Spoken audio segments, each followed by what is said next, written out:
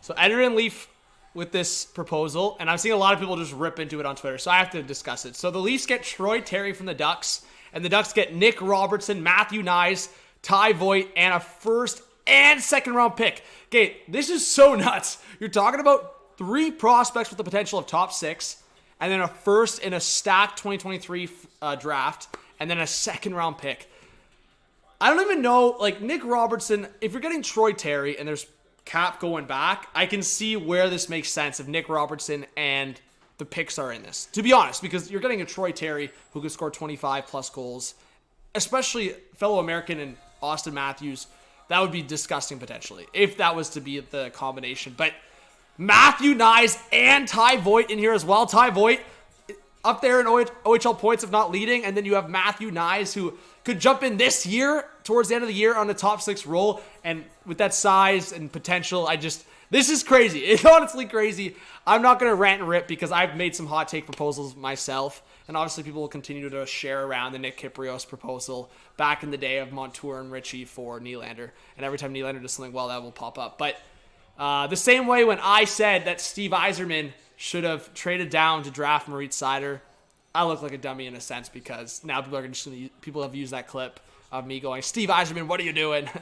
When I just feel like based on the rankings, he could have traded down and probably still got Seider, but obviously Yzerman looks like a beauty. So in any scenario where it goes wrong on trade proposals or drafts, it's always going to come back. But this one, I almost guarantee would never work out in the Leafs' favor.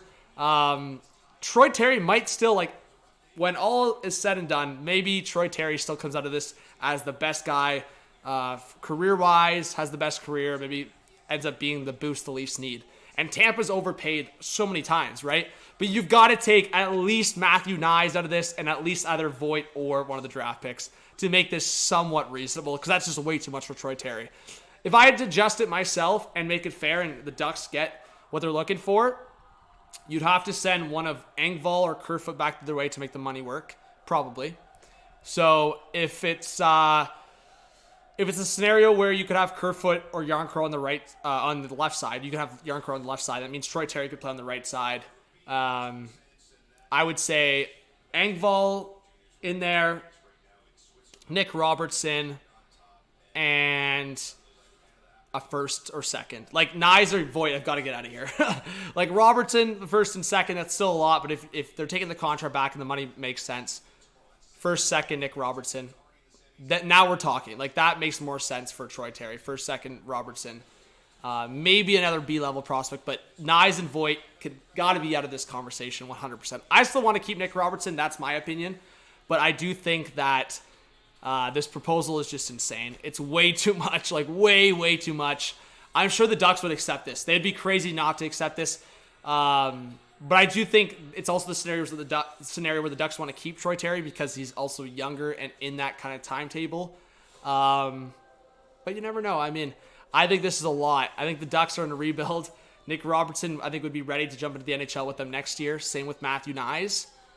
So you're getting 2 NHL guys for next year and trading Troy Terry. I think the Ducks would be crazy to say no to this.